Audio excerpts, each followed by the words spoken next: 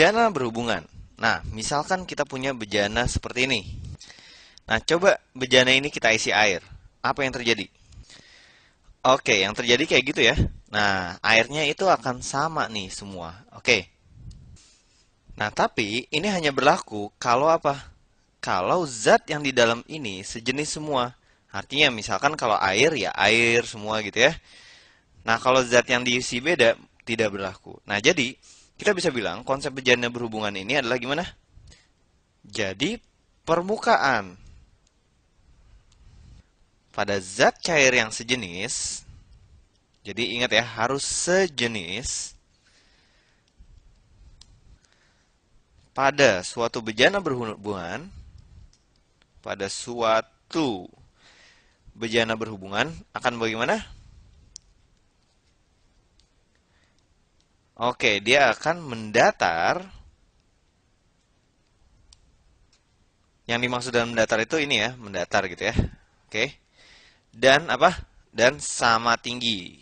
Dan sama tinggi. Ingat, yang sama itu tingginya. Jadi ketinggian airnya ini sama nih. Ya, H-nya gitu ya. Nah, konsep bejana berhubungan ini dipakai di berbagai contoh kehidupan sehari-hari. Misalkan, kamu pernah ngelihat teko? Nah, lihat nih. Teko itu bentuknya pasti kayak gini. Leher bagian teko ini, bagian atasnya tidak pernah lebih rendah dari ini gitu ya. Nggak pernah tuh ada teko yang lebih rendah, misalkan cuma segini gitu ya. Nggak pernah. Kenapa? Karena kalau misalnya diisi penuh, maka di sini juga akan terisi gitu ya. Oke, jadi airnya itu akan mengisi teko dengan seperti ini. Kalau leher tekonya ini rendah, maka dia tumpah, nggak bisa diisi penuh gitu ya. Oke, kemudian apalagi coba? Misalkan menara penampung air di rumah. Menara ini harus dibuat lebih tinggi dari kerannya, harus jauh lebih tinggi gitu ya.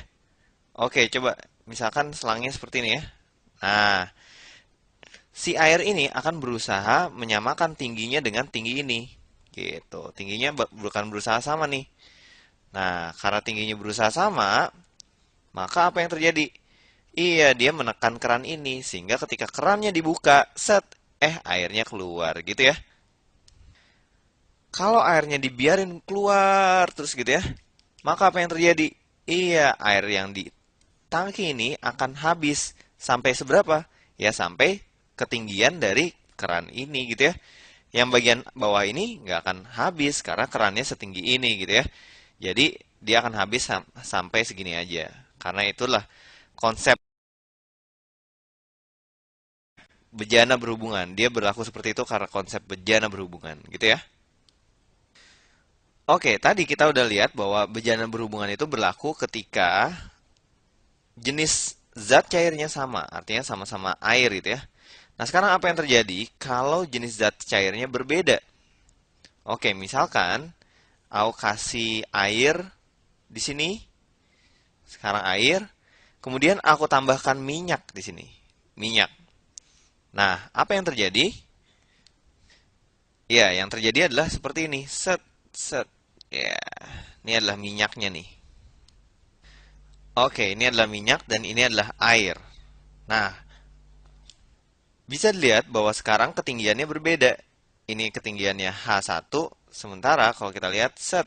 Nah, yang ini ketinggiannya itu adalah H2. Oke, sekarang bagaimana hubungan antara H1 dengan H2? Nah, ini ada kaitannya dengan massa jenis dari zat cair ini. Misalkan massa jenis zat cair ini adalah ρ1 ya. Kemudian massa jenis dari zat cair yang ini adalah ρ2. Maka hubungannya adalah ρ1 kali H1 itu sama dengan ρ2 dikalikan dengan H2. Oke, jadi ingat ya, ini adalah rumus yang berlaku kalau bejana berhubungannya gimana? Iya, dia diberikan zat cair yang tidak sejenis, maka akan terjadi hubungan sebagai berikut. Oke, udah gitu aja dulu untuk bejana berhubungan.